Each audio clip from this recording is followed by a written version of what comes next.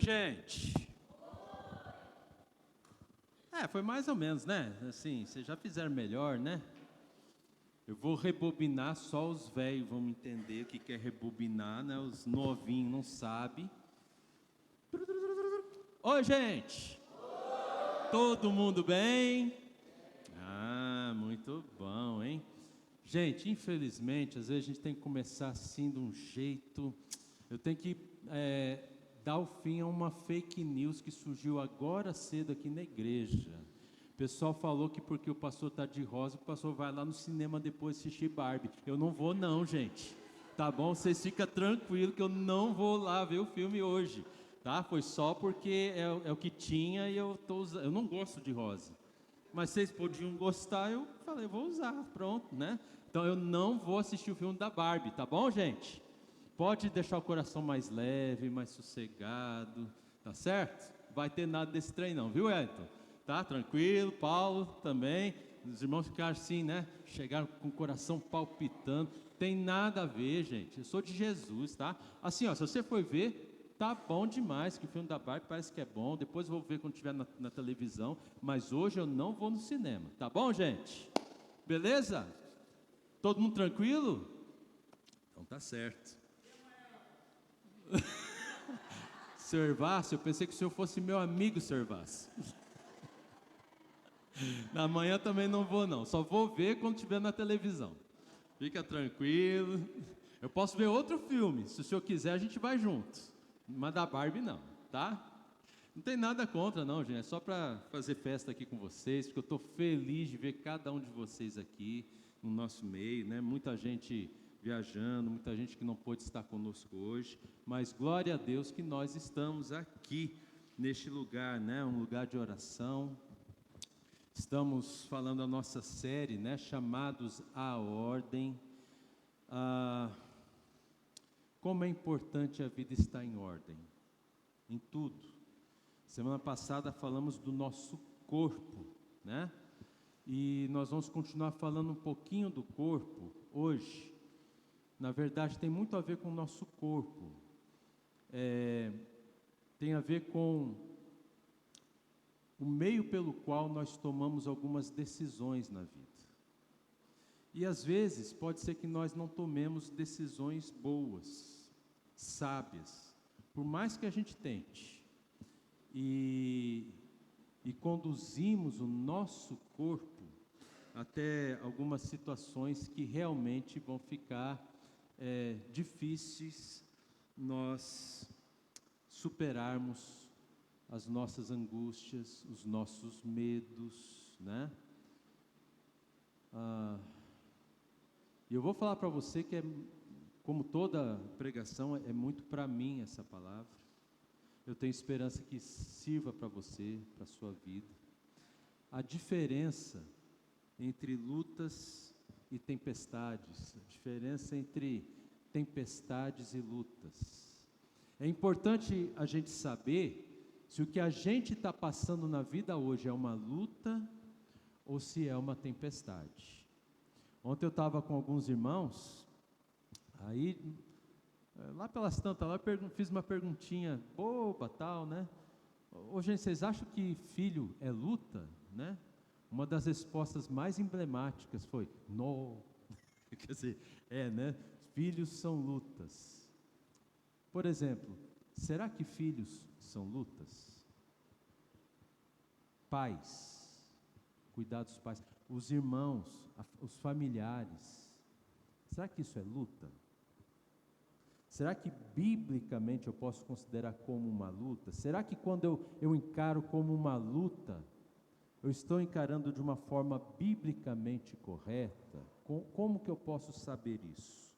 Porque se você estiver numa tempestade com atitude de luta, eu acho que você não vai conseguir passar pela tempestade.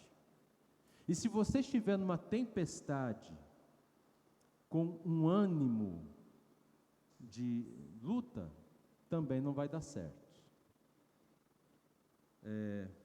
Então eu quero mostrar para você algumas diferenças que eu percebi. Pode pôr ali para a gente, por favor? Isso. Vamos saber o que que é tempestade, o que que é luta. Pode pôr o primeiro ali, por favor. Isso. As lutas. Vamos começar com as lutas aqui, gente.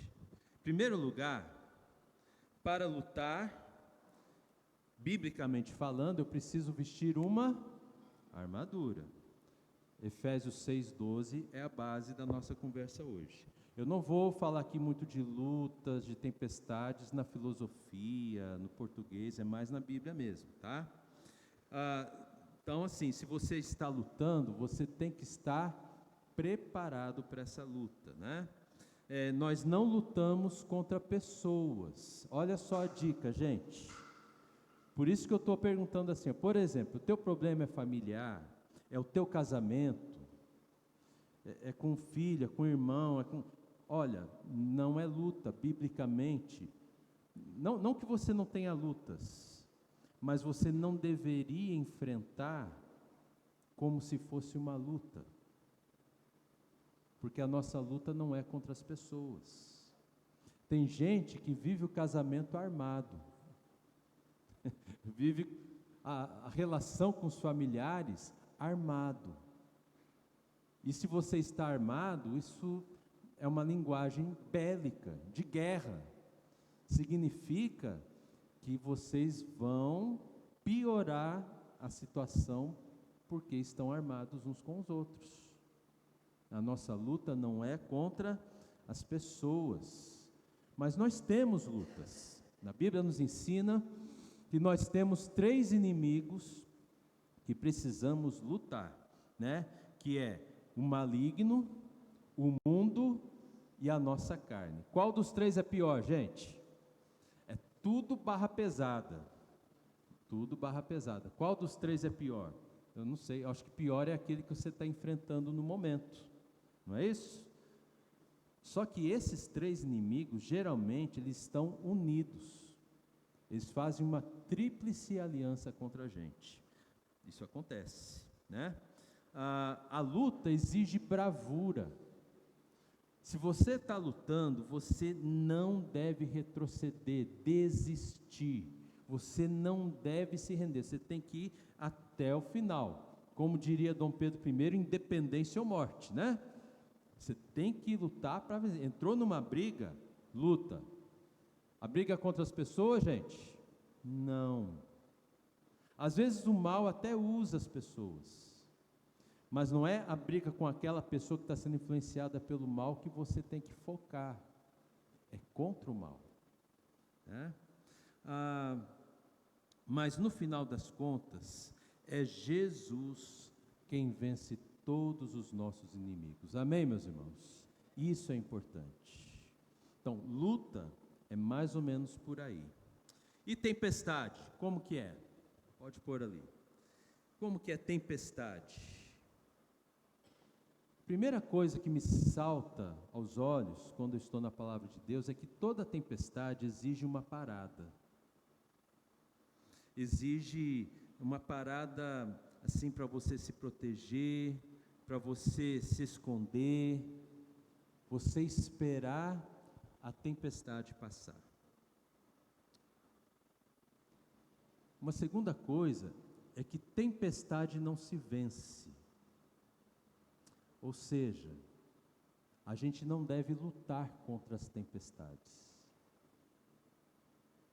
A tempestade, ela é maior que nós. Se você bater de frente com uma tempestade, o que vai acontecer com você? Coisa boa ou coisa ruim? Obviamente, você vai perder.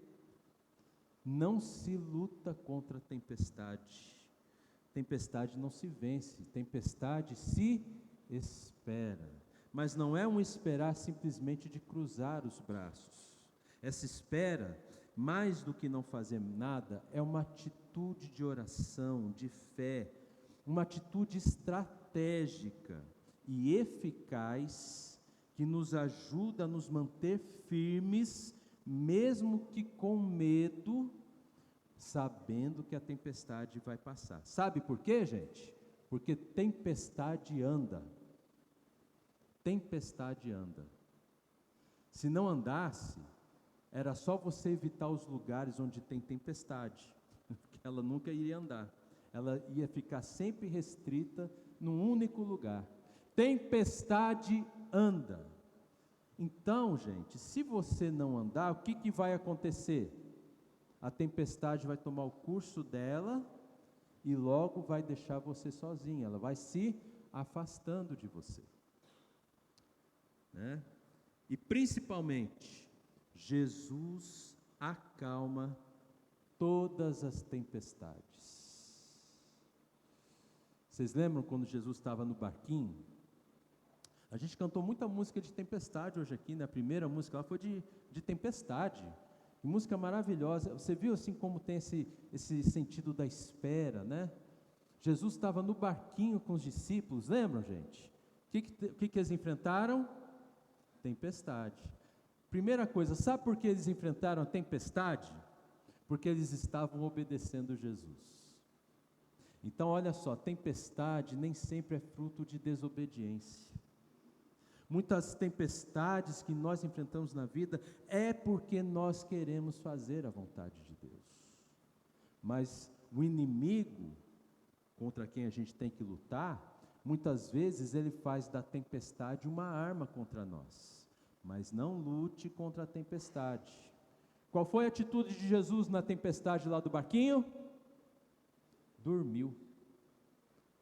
A gente fica tão indignado com Jesus, mas esse sono de Jesus, gente, ele tem um princípio que Jesus está nos ensinando.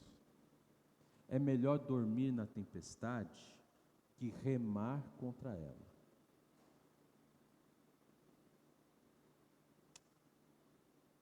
Eu duvido que você consiga dormir nas tempestades.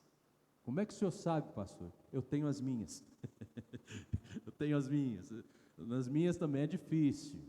Muitas vezes eu tenho certeza assim da vontade de Deus, convicção por ouvir a voz de Deus, mas a tempestade não passa. Às vezes até a tempestade parece enfurecer, mas todas as vezes Jesus, Ele acalmou as tempestades da minha vida. Louvado seja o seu nome por isso. Aleluia. Né? É Jesus quem acalma todas as tempestades. Eu quero mostrar para você duas frases de Max Lucado, um escritor cristão. Ele foi, acho que, o primeiro livro que eu li sem meu pai indicar, na adolescência ainda, né? Simplesmente como Jesus. Um livro fantástico. Já é um clássico, né? Antigo, mas vale a pena a leitura. Não é desse livro, é de uma outra obra dele, mas olha o que ele fala sobre a questão das tempestades. Não é a ausência de tempestades que nos distingue, e sim quem descobrimos na tempestade. Quem nós descobrimos, gente? Um Cristo imperturbado. Na tempestade nós descobrimos que Jesus é alguém que não se perturba e que está conosco até o fim da tempestade. Louvado seja o Senhor. E essa outra frase também eu achei muito importante para a nossa conversa. Quando sua perspectiva está em Deus, seu foco está naquele que vence qualquer tempestade que a vida pode trazer. Quando a sua perspectiva está em quem, gente? Em Deus. Quando a tempestade vem, a maioria de nós faz o contrário. Põe a perspectiva onde? Na tempestade.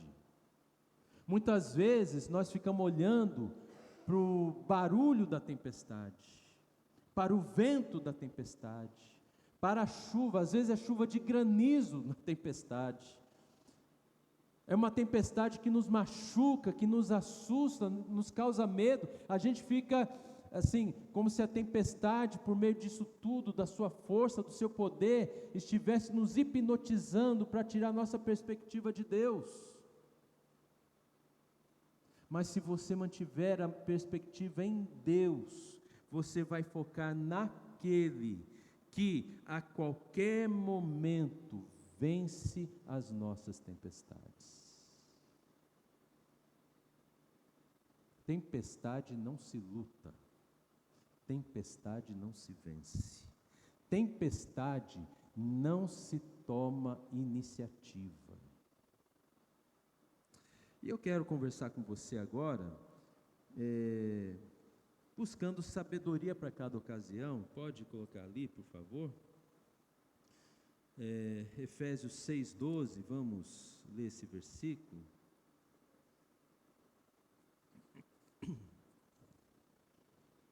Isso. A nossa luta não é contra carne e sangue, olha só. Porque a nossa luta não é contra o sangue, a carne, mas contra os principados e potestades, contra os dominadores deste mundo tenebroso, contra as forças espirituais do mal.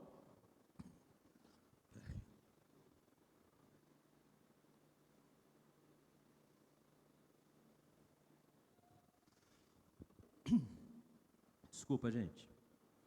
Contra as forças espirituais do mal nas regiões celestiais.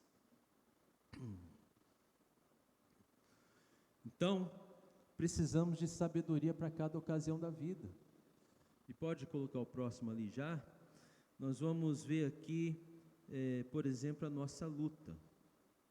Paulo fala, porque a nossa luta não é contra sangue e carne. O que é sangue e carne? É uma metáfora para quê, gente?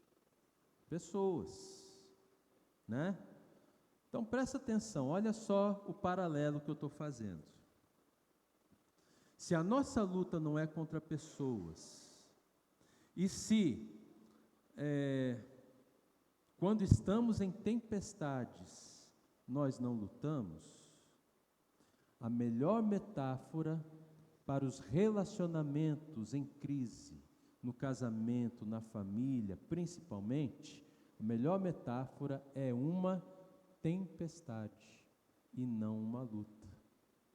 Então, meu irmão, minha irmã, o teu marido, a tua esposa, o teu filho, o teu irmão, tua irmã, teu pai, tua mãe, que às vezes está com algum problema assim nesse momento, eu quero dizer para você que nenhum deles é uma luta para você. Mas com certeza eles trazem, às vezes, tempestade sobre todos nós. Amém, meus irmãos? É importante a gente ter essa sabedoria. As pessoas que Deus coloca na nossa vida não são problemas, não são lutas, mas podem vir em meio a uma grande tempestade. Essa luta que o apóstolo Paulo fala, é como se fosse uma luta livre. Ele está se referindo a uma luta livre mesmo que tinha na época dele, que era inclusive olímpica. Provavelmente a luta greco-romana, ou hoje, né, nós temos o octógono do Vale Tudo, do MMA, não é isso no nosso tempo, gente? Tem gente que gosta. Quem gosta aqui do MMA? Tem os irmãos balançando assim a cabeça, misericórdia, Senhor, né? Assim, mas é uma luta, é uma arte, é violento, mas é uma arte. Eu aprendi com um querido tio meu a gostar de boxe, a entender boxe, né? Boxe é estratégia, defesa, ataque, é muito interessante.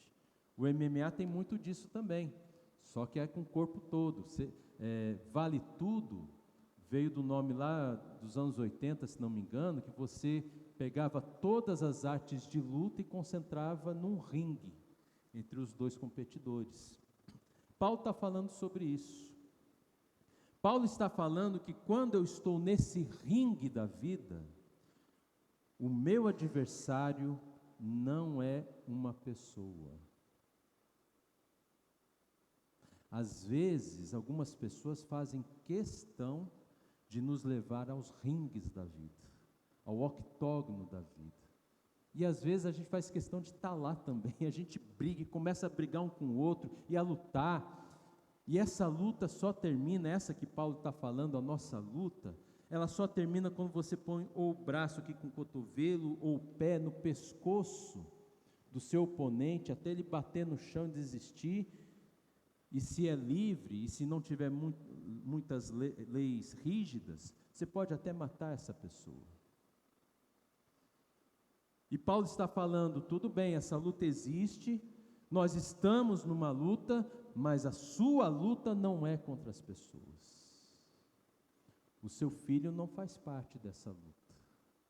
A sua esposa, o seu esposo, não é contra ele ou contra ela que você está lutando. O teu irmão, a tua irmã, você não está lutando contra eles. Não é o teu chefe, não é o teu vizinho que tem que estar lá nesse octógono. Amém, meus irmãos? É importante a gente saber disso. Então, a nossa luta é contra o que, gente? A nossa carne. Primeiro inimigo que eu quero mostrar para você, a nossa carne, né? Não, pode voltar, é o outro ainda, carne, isso. Vamos abrir lá em Lucas 9, 23. Olha o que Jesus dizia a todos: se alguém quer vir a mim, após mim, o que tem que fazer, gente? Negue-se a si mesmo, dia a dia, tome o quê? A sua cruz, e siga-me. Pois quem quiser salvar a sua vida, perdê-la-á. E quem perder a vida por minha causa, esse a salvará. De que adianta a pessoa ganhar o mundo inteiro se vier perder-se ou causar dano a si mesma? Gente, na luta contra a nossa carne, nós estamos no octógono. Mas não é contra outra pessoa, é contra eu mesmo. Todo dia eu tenho que entrar nesse octógono e literalmente crucificar a minha carne. Sabe por quê? Porque o dia que você não fizer isso, a tua carne ganhou a luta. E eu considero a carne o pior inimigo que nós temos. A minha carne é o meu pior inimigo. Eu sou o meu pior inimigo. Sabe por quê, gente? A minha carne sabe meus pontos fracos. Ela sabe o que eu gosto, o que eu não gosto. Minha carne é traiçoeira. Ela sabe tudo a meu respeito. Não tem nada que eu consiga esconder de mim mesmo. E aí, quando ela quer ganhar, ela me solta um pensamento, uma frase, uma maneira de ver. Ah, mas se eu fizer isso aqui, Deus vai me entender. É o Espírito Santo que está falando que se você fizer uma coisa que Deus não quer que você faça, Deus vai te entender? Isso é voz do Espírito, meu irmão, é da tua carne. Olha só, ela está te crucificando. Você tem que crucificar a sua carne.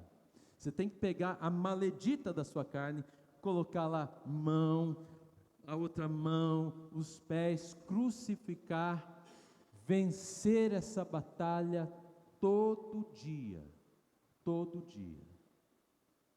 Essa é uma luta que nós temos. E se você não lutar, é porque você já perdeu. Está perdendo. A tua carne, ela nos acostuma mal, a carne acostuma mal. Assim, no sentido de que, eu já estou tão acostumado a ser triste, por exemplo. Quando você pensa em ser alegre, a tua carne, ela puxa você para a tristeza. O que você tem que fazer? Você tem que matar essa carne. Você tem que vencer essa carne. Tem que parar com esse hábito, com esse costume. Ah, mas que mal tem? Eu não estou fazendo mal para ninguém, é só para mim mesmo. Pois é, isso não é voz do Espírito. Porque Jesus não quer que você faça mal a você mesmo. Jesus te ama, Jesus deu a vida por você, pagou alto preço por sua vida. Que papo é esse que você só está fazendo mal a você mesmo e mais ninguém e está tudo certo? Não está. A tua carne enganou você e está vencendo essa batalha. E você precisa crucificar essa carne para que um mal pior não te aconteça. Amém, meus irmãos? Batalha. Isso é luta diária. Temos agora também uma outra luta, pode pôr ali, contra o mundo. Vamos ler ali em 1 João, eu acho até está ali no Data Show, 1 João 2, de 15 a 17. Olha só, gente, que texto interessantíssimo, poderosíssimo. Não amem o mundo, nem as coisas que há no mundo. Se alguém amar o mundo, o amor do Pai não está nele. Porque tudo que há no mundo, os desejos da carne, os desejos dos olhos e a soberba da vida, não procede do Pai, mas procede do mundo. Ora, o mundo passa, bem como seus desejos, mas aquele que faz a vontade de Deus permanece para sempre. Esse termo aqui, os desejos da carne, os desejos dos olhos, soberba da vida, na Nova Tradução Transformadora, está escrito assim, desejo intenso por prazer físico, desejo intenso por tudo que vemos, e o orgulho das nossas realizações ou o orgulho dos nossos bens. Nada disso vem de Deus. Meus irmãos, nós precisamos lutar contra o mundo. Se você não luta contra o mundo, você é vencido pelo mundo.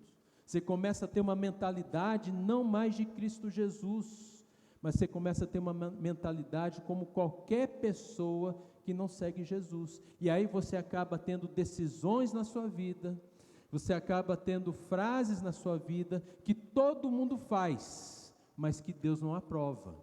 Mas como a sua mentalidade é mais do mundo do que de Jesus, para você está tudo bem. Você perdeu a batalha contra o mundo. Você teve as melhores das intenções, mas perdeu. E nós recebemos uma arma, assim como recebemos arma para lutar contra a carne, que é a cruz, nós recebemos uma arma para lutar contra o mundo. Está lá em 1 João 2,6. Quem diz que permanece nele, em Jesus, deve também andar como ele andou, né? Andar como Jesus andou. Como é que Jesus andou, gente? Quais eram as coisas importantes na vida de Jesus que você vê o tempo todo Jesus fazendo? Vida de oração. Jesus o tempo todo estava na presença do Pai. Você está na presença do Pai? É só 5 minutos por dia, você acha que está super crente? Jesus estava o tempo todo diante do Pai. Ele orava, ele colocava a vida dele, ele lutava contra as coisas que ele pensava, ele meditava na Bíblia. Como é que você vai parar de pensar nas coisas do mundo se você não pensa nas coisas de Deus? Tem que trocar o que você pensa. Jesus andava, Jesus não se escondia, andava por esse mundão de Deus e pregava o reino de Deus, para combater a mentalidade do mundo. Essa é a arma que nós recebemos, viver como Jesus viveu. É assim que nós vencemos o mundo, amém, meus irmãos? O nosso terceiro inimigo, talvez seja o mais poderoso, é a luta contra o mal, que está aqui em Efésios mesmo, texto que originalmente nós lemos, verso 12, de Efésios 6, Paulo fala, porque a nossa luta não é contra o sangue e a carne, mas contra principados, potestades, contra os dominadores deste mundo tenebroso, contra as forças espirituais do mal nas regiões celestiais. Quando nós vamos ali para a palavra de Deus, procuramos aprofundar o sentido dessas palavras, dessas letras, Paulo está dizendo que existe um líder poderoso no céu. E céu aqui, eu prefiro ter o entendimento que céu é um mundo diferente do nosso. Observe sempre isso, meus irmãos. Quando a Bíblia fala de céus, não está às vezes literalmente falando do céu, ali onde a gente chega na Lua, em Marte, no cosmos que a gente vê. Me parece que há um portal, um lugar onde se vai para um outro mundo. Alguns falam no mundo paralelo, né? Eu acho que a Bíblia dá base para a gente pensar nisso. É um líder que tem origem num outro mundo que não o nosso, mas que influencia poderosamente o mundo que nós vivemos. Ele domina o mundo que nós vivemos com depravação, iniquidade, malícia, desejos maus e escuridão. Qual é a origem disso? A Bíblia não dá a origem, mas me parece que tem a ver. Lembra quando a gente começou essa série falando lá no Gênesis, a origem do mal, que Deus não criou o mal, e C.S. Lewis fala muito disso, que o mal é um ser assim, que se infiltrou em toda a criação de Deus, né, para acabar com a criação de Deus. E esse mal, parece que Paulo agora está dizendo que esse mal é um grande líder que tem vários seres debaixo da sua autoridade e que quer estender o seu mal para acabar com toda a criação de Deus, em especial a humanidade. Parece que isso toma um corpo terrível, né? O mal.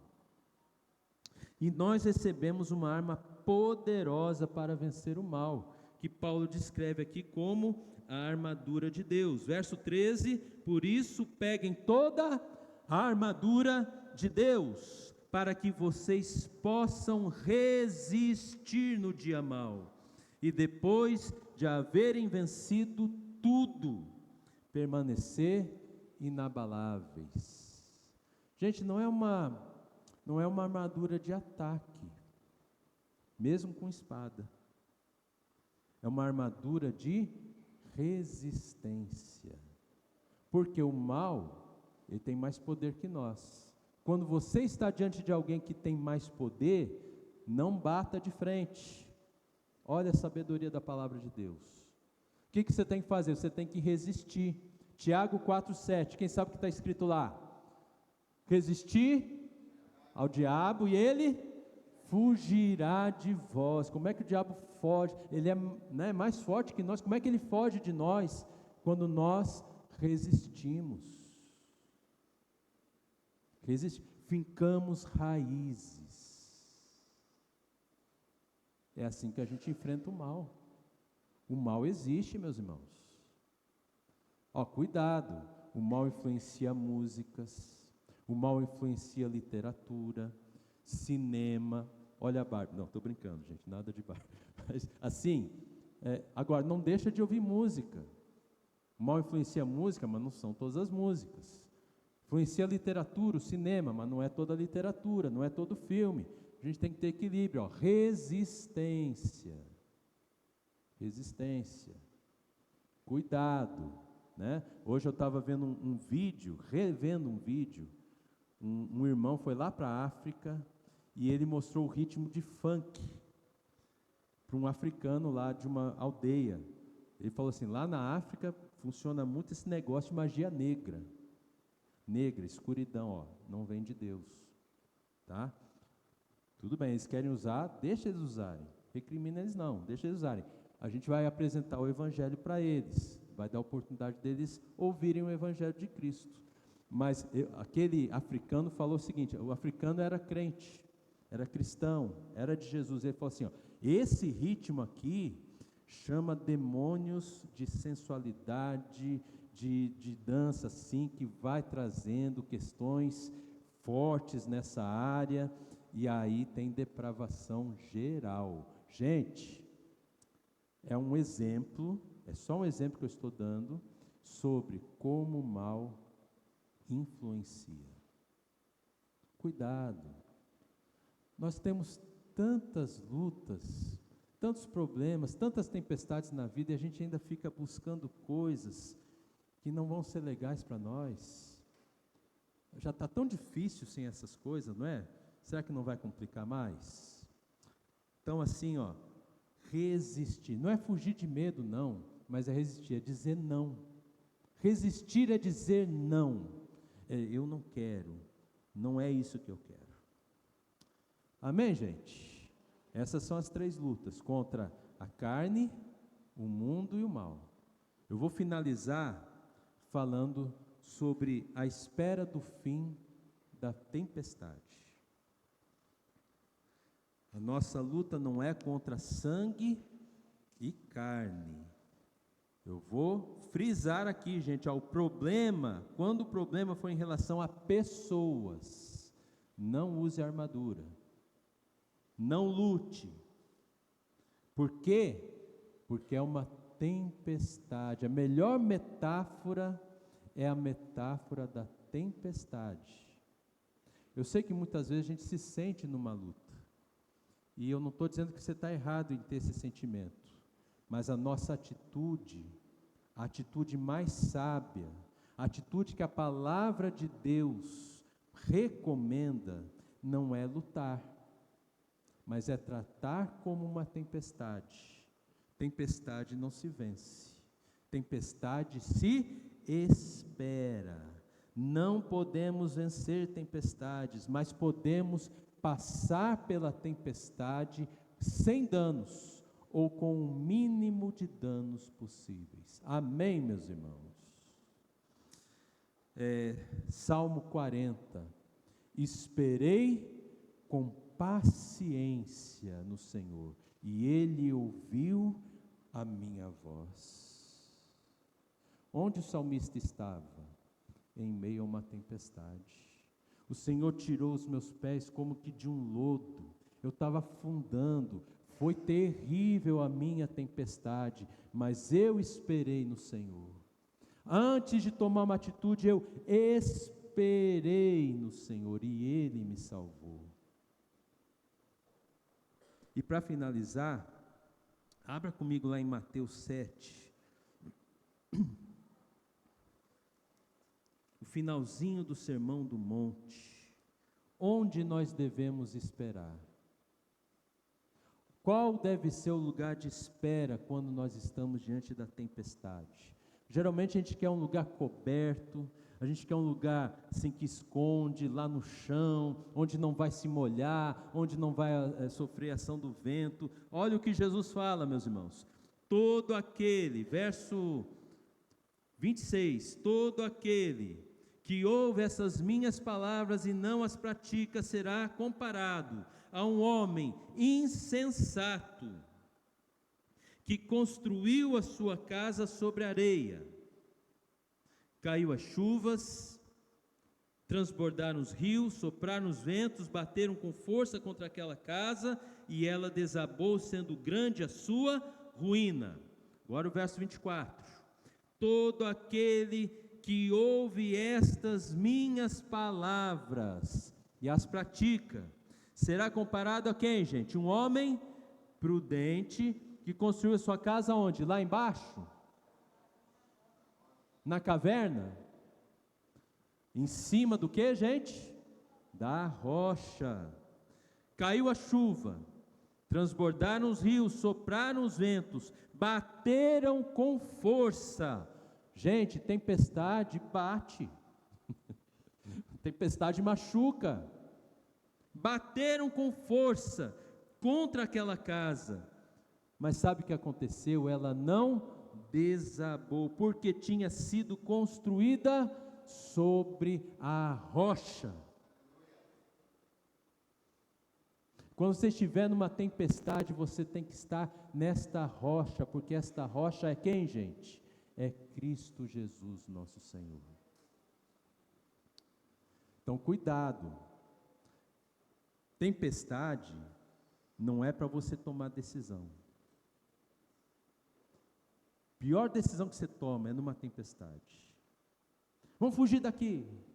Vamos sair para lá. Vamos se esconder. Não. A tempestade, ela tem uma força muito parecida com a força do inimigo, do mal, do maligno. A tempestade é mais forte que nós, não se bate de frente. Vamos aprender isso, meus irmãos, não se bate de frente. Tempestade não é luta. é espera. A sabedoria de passar pela tempestade é proporcional ao meu desejo de fincar raiz e não sair por nada dessa rocha. Porque é só Cristo que vai nos salvar. A tempestade anda, ela vai embora, e se demorar, nós podemos clamar ao nosso Senhor e Salvador Jesus, e Ele tem poder, Ele acalma as tempestades, Ele faz haver bonança antes da hora, Ele faz a tempestade dissipar com a sua voz, porque Jesus é Deus, e toda tempestade obedece a Deus. Aleluia! Glórias ao nosso Deus.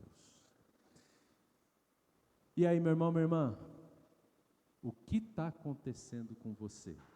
É luta ou é tempestade? E como você tem reagido? Você tem reagido à luta como sendo luta? É tempestade? Você está reagindo à tempestade como uma tempestade? Eu quero deixar uma tarefa para todo mundo. Pode pôr ali a tarefa. Nessa semana, nós vamos procurar entender o que cada um de nós está enfrentando. O que você está enfrentando?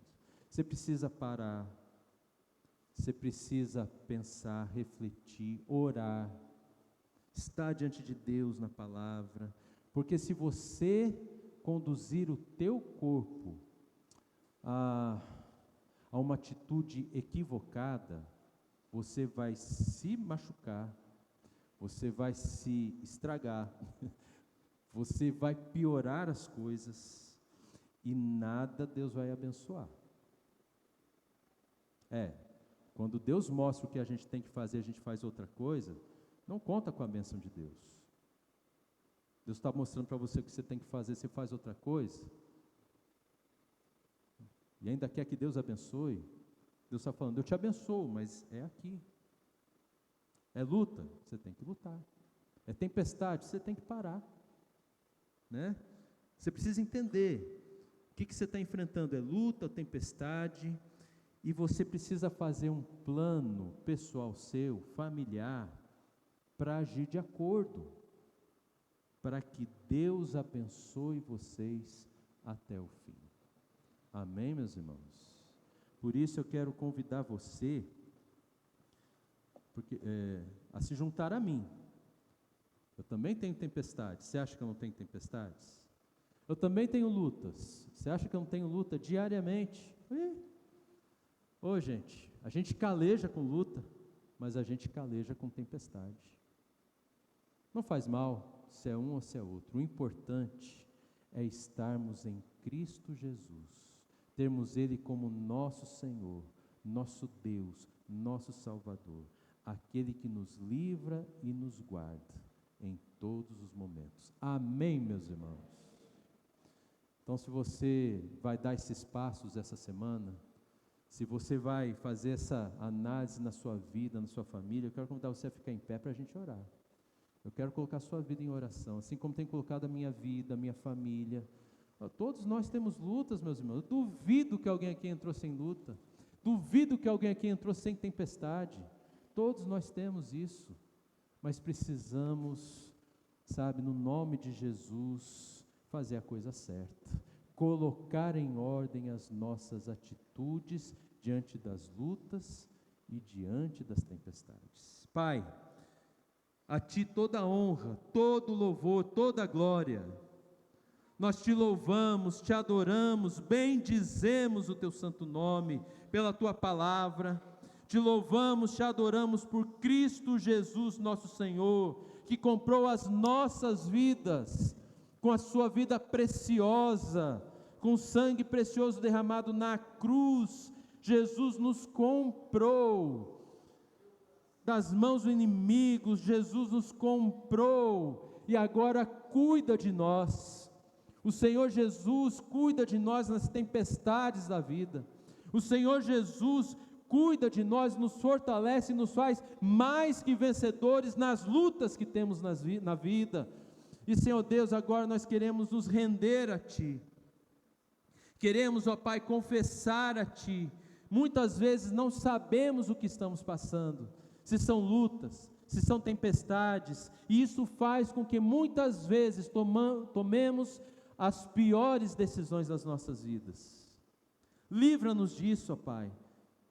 Por favor, Senhor, que o Teu Espírito Santo ilumine o nosso entendimento, que Teu Espírito Santo, ó Pai, nos dê essa direção clara, santa, do que fazer, a hora certa de fazer em cada situação da vida, Senhor Deus, e possamos confiar em Ti, possamos, ó Pai, ter fé, que uma vez entendendo tudo isso, o Senhor vai nos dar a atitude certa, a decisão certa, ó Pai, a cada instante, a cada momento, e é esse temor que temos ao Senhor, que o Senhor vai usar para nos abençoar. Como precisamos de Ti, como eu preciso de Ti, ó Pai. Quantas vezes eu já tomei tantas decisões erradas, equivocadas na vida. Pai, olha, eu estudo, eu oro, Senhor Deus, mas como eu sou miserável na minha carne. Mas graças a Deus, por Cristo Jesus, que é o nosso Senhor, a Ele seja toda a honra, todo o louvor e toda a glória, no nome de Jesus. Amém.